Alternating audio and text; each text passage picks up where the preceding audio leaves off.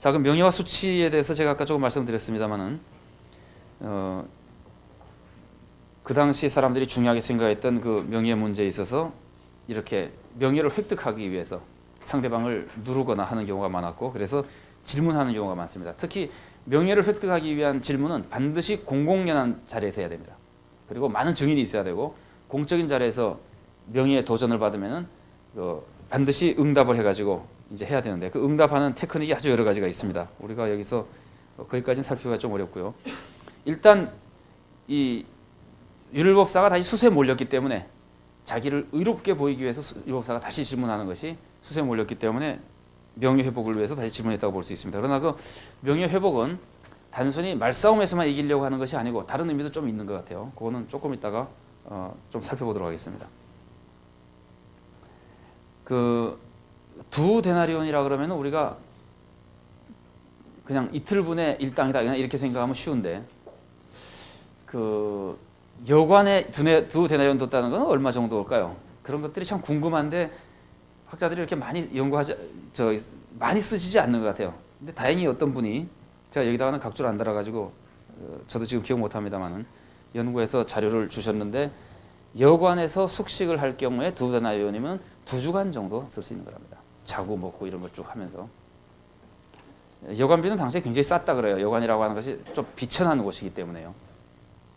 여러분들도 그렇죠. 여러분들이 만일에 어느 마을에 갔는데 여관에 들어갔다 그러면은 그 마을에 아는 사람이 없다는 뜻이죠. 그런 것처럼 여관에 들어가는 사람은 그 타지인이기 때문에 여관에 들어가는 겁니다. 그래서 여관이라고 하는 것이 그 시대에 따라서 좀 다르고 마을에 따라 다르긴 하지만, 대체로 여관업을 하는 사람은 좀 비천한 사람에 속하고, 여관이라고 하는 것은 이렇게 좋은 것은 못 됩니다. 그래서 지금으로 보면 굉장히 싼 편인 거예요. 여관에 잠만 자는 것은 굉장히 쌌다 그럽니다. 근데 이제 숙식까지 다 하는 것으로 고려를 한다면은 2주간 정도는 머물 수 있을 것이다, 이런 식으로 봅니다. 내부 지식을 조금 생각해 본다면요, 누가복음 6장에 유명한 평지설교가 있잖아요. 평지설교에 나오는 메시지 중에 원수를 사랑하라는 말이 나오죠. 원수를 사랑하라는 교훈을 알고 있는 사람의 입장에서는 그 이웃을 사랑하는 데 있어서 사랑의 대상을 제한한다고 하는 게 잘못됐다는 걸 알죠.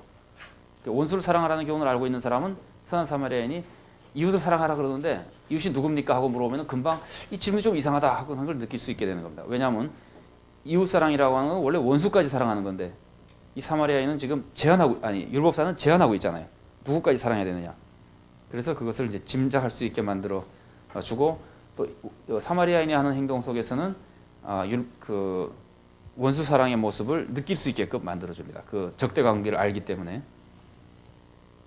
그다음에 평지설교는 결론 부분에서 그대로 행해야 된다는 말을 하잖아요. 행하는 자만 주초에 집을 지은 자 같아서 구원에 이를 수 있다는 이미지를, 메시지를 전해주기 때문에. 그래서 이웃을 사랑하는 것이 구원의 길이라는 것을 이미 평지설교가 어느 정도 알려주고 있습니다. 이런 것들을 가지고 이 선한 사마리아인의 비유를 읽게 되는 거죠.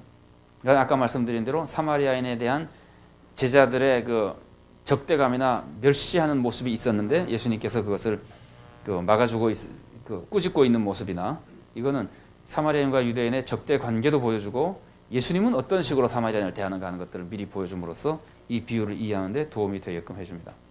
그다음 18장에 나오는 그 부자 관원이 와가지고 어떻게 영생을 얻겠습니까 하는 질문에 대해서 예수님이 답변하신 것도, 같은 영생의 길에 대한 질문에 대해서 이웃사랑과 하나님 사랑에 대한 교훈을 가르쳐 줌으로써 그 선한 사마리아인의 비유에서 배운 메시지를 확인시켜주고 강화시켜줍니다. 그 인물 이해는요, 이 율법사라고 하면은 우리가 잘 아는 대로 모세율법을 연구하고 해석하는 전문가고, 아마도 다른 복음서랑 비교해 볼 때 율법사하고 서기관은 거의 같은 부류의 사람이라고 생각이 됩니다. 일종의 이제 신학자라고 볼 수 있습니다. 이 사람의 모습은 영생이 있다는 걸 믿는 사람이고, 영생을 얻기 위해서는 인간이 무언가 해야 된다고 생각하는 사람이고, 이 사람이 답변하는 것을 볼 때 실제로 자기 나름대로 알고 있는 사람입니다. 아, 이렇게 하는 것이 영생의 길이다. 그래서 이제 예수님에 대해서 시험하면서 물어보는 것이고, 이 사람도 사마리아인을 좀 적대하고 있다는 걸 느낄 수 있죠. 멸시하고 있다는 걸. 어디서 느끼게 되죠? 예수님이 표현하지 않죠. 예수님이 누가 이웃이 됐느냐 그러니까 예수님은 사마리아 사람이라 그랬는데 이 사람은 사마리아 사람이라 그러지 않고 자비를 베푼 사람입니다. 사마리아인이 훌륭하다는 말 하기가 굉장히 싫다는 거죠. 적대감을 이 사람이 보여주고 있습니다. 또 이론적인 논쟁에 관심이 많은 사람이라고 볼 수 있습니다. 좀 좋지 않은 표현이긴 합니다만 어떻게 영생을 얻습니까? 그러니까 얘가 다 끝나고 예수님의 결론은 가서 그렇게 행해라 그랬더니 행하기에 앞서서 또다시 말싸움을 한번 더 해보자 하고 이제 덤벼드는 거거든요. 이론적인 논쟁을 그 신학자들의 빠지기 쉬운 함정이라고 볼 수 있죠. 강도 만난 사람은 두 가지 면에서 요 부분 강도 만난 사람에 대해서 어디 사람이라는 표현이 전혀 없죠.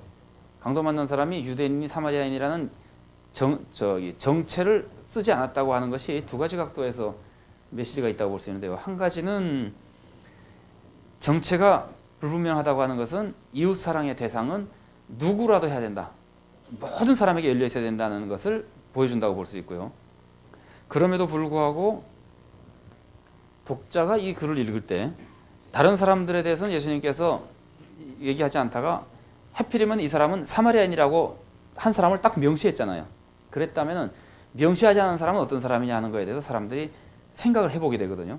그래서 그 틈을 만일에 독자가 메우게 된다면은 이 분위기로 볼 때 지역이 유대 지역이고 청중이 유대인이고 사마리아인이라고 명시하지 않고 하는 이런 것들을 볼 때 강도 만난 사람은 유대인처럼 보이게 된다는 겁니다. 독자의 눈에. 그러면은 유대인으로 보기 때문에 나타나는 그 적대 관계를 극복하는 모습을 통해서 결국은 두 가지 메시지가 비슷해지는데 명시하지 않으면서도 유대인으로 생각되는 그 모습이 우리들에게 원수도 사랑해야 된다는 메시지나 누구라도 제한하면 안 된다는 이미지를 이제 같이 보여준다고 볼 수 있습니다. 강도 만난 사람에게서 특별히 중요한 것 중에 하나는 이 사람이 거반 죽었다고 되어 있죠. 그러니까 죽어가고 있다고 하는 모습. 그러니까 그 도움이 아주 절실한 이 사람이 혼자 어떻게 해볼 수 있는 사람이 아니고 남이 꼭 도와야 된다고 하는 도움이 절실하다고 하는 것이 중요한 역할을 합니다. 그래서 결국은 우리가 그 양과 염소의 비유에서도 살펴봤지만요, 이웃사랑이라고 하는 것이 도움이 필요한 사람을 해야 되는 거죠, 그죠? 어려운 사람. 그런 것과 비슷한 메시지가 이 강도 만난 사람의 모습 속에 그 메시지가 포함되도록 되어 있습니다. 그리고 이제 이 사람이 그만큼 긴박한 상황이기 때문에 다른 모든 것들이 어떤 행동도 정당화되지 못하고 다 정죄받게 되는 겁니다.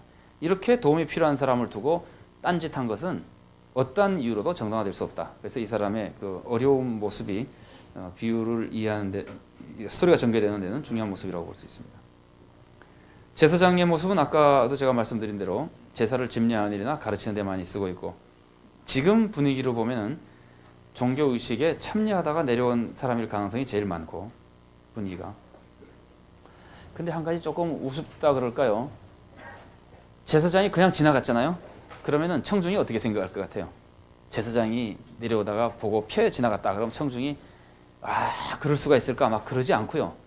그럴 줄 알았다. 그런데요. 제사장들이 그 당시에 그렇게 그 사람들로부터 신뢰를 받지 못했대요. 그러니까 별로 놀라지 않았을 것이다. 그만큼 제사장들에 대한 일반적인 이미지가 별로 안 좋았다고 그럽니다. 이제 혹 어떤 분들은 제사장은 정결법과 관련이 있어가지고 시체를 만질 수 없고 뭐 이렇기 때문에 하지 않은 것으로 볼 수 있지 않냐라고 하는데 이게 제사장이 자기 입으로 변명할 수는 있을지 몰라도 그 당시 법이나 관습으로 볼 때 타당성이 별로 없습니다. 그 당시에 유대법은 제사장이라 하더라도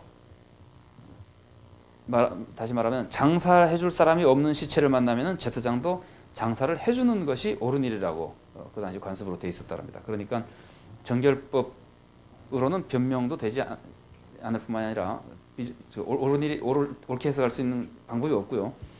변명할 수가 없고요. 거꾸로 얘기하면은 정결법보다도 사람을 살리는 것이 더 중요하다는 것을 이 사건도 이제 암시해주고 있다고 볼 수 있습니다. 거기에 덧붙여서 한 가지 말씀드리면은 종교의식법하고 도덕법하고의 관계에 대해서 우리 한번 잠깐 생각해 본 적 있으시죠? 종교의식을 지키는 것보다 올바르게 사는 것 아니면 사랑을 베풀면서 사는 것이 구약성경이고 신약성경이고 그 두 가지 중에서 항상 그게 더 중요하다고 가르쳐주는 성경의 기본 가르침이거든요. 그러니까 사람이 그 율법을 그렇게 만일에 구분을 한다면은, 구분하는 게 썩 좋은 방법은 아니지만 편의상 종교의식법하고 도덕법이나 윤리법을 이렇게 구분하는 경우가 있거든요. 구분을 한다면은 신앙인들은 예수를 믿는 순간 이 두 가지를 다 해야 됩니다. 예배도 참석해야 되고 기도도 해야 되고 성경도 읽고 해야 되잖아요. 그러면서 동시에 거짓말도 하지 말아야 되고 이웃도 사랑해야 되고 그렇게 살아야 되잖아요. 윤리도덕법과 종교의식법을 다 지켜야 됩니다. 세례도 받아야 되고 성찬식도 참석해야 되고 다 해야 되는데 둘 중에 어느 게 더 중요하냐 그러면은 도덕법이라는 거예요.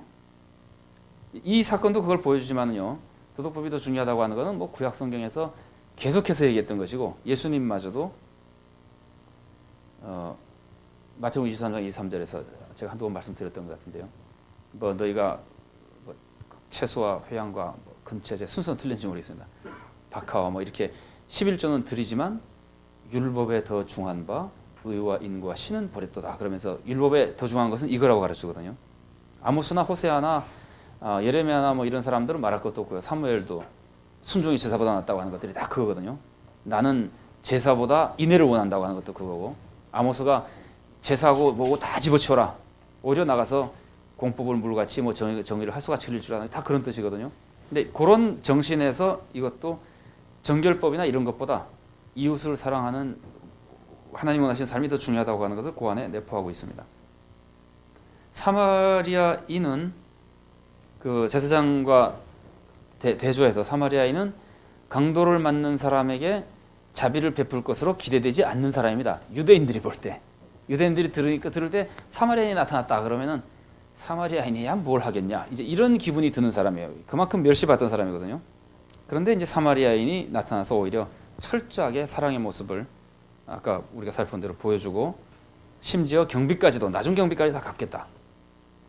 그 다음에 이 사마리아인이 돈 있죠, 그죠? 우리는 결과적으로 알긴 하지만 2데나리온이 있고 뭐 나머지 돈이 있는지 없는지 모르겠습니다.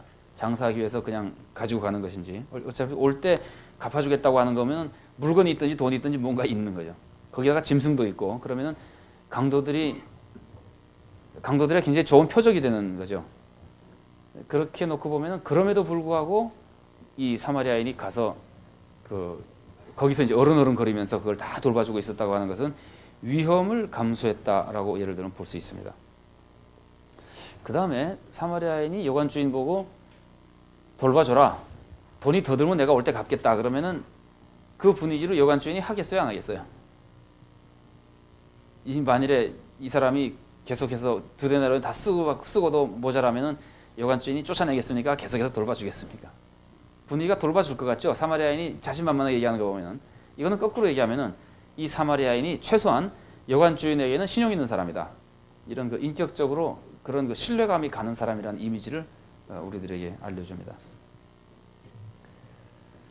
그 다음에 아까도 제가 사마리아 오경 얘기를 했지만은요, 사마리아 오경을 알고 있는 사람은 이웃사랑에서 배우는 거거든요. 그러니까 이 사마리아인도 이웃사랑을 배운 사람이에요. 제사장도 배운 사람이고 레위인도 배운 사람이고, 근데 굳이 따지자면은 이 사람들은 더 잘 배우고 가르치고 하는 사람이고, 이 사람은 좀 좋지 않은 종교에서 그냥 배운 사람이고, 이제 이런 차이가 있는 겁니다. 그런데 이쪽 사람은 많이 알고 행하지 않은 사람이고, 이 사람은 그거에 비하면 훨씬 못하지만 배운 것을 행하는 사람이고, 이런 차이로서의 대조를 보여준다고 볼 수 있습니다. 그러니까 누가복음 12장에 알고도 행하지 않는 자는 많이 맞을 것이다, 이런 말이 나오죠. 그것과 비슷한 그림을 우리가 한번 좀 더 생각해 볼 수 있습니다. 그러니까 같은 이웃을 돌보지 않은 행동을 했다 하더라도, 우리가 농담으로 말씀드리면요, 제사장도 지나고 레위인도 지나갔잖아요. 그럼 하나님은 누가 더 많이 맞을까요? 그게 12장에, 이건 10장에 나오는데 12장에 가보면은 둘 다 그냥 지나갔을 때 하나님이 나중에 때릴 때 제사장을 더 많이 때린다, 이런 얘기가 되는 거예요. 사마리아인은 그냥 지나갔어도 덜 맞는 거예요. 그런 이미지를 이 후대에 나타나는 뒷부분을 통해서 우리들에게, 제가 그거는 뭐 메시지의 중요성이라기보다 얼마나 이 대조가 되는가 하는 것을 제가 말씀드리다 보니까 드린 말씀입니다만,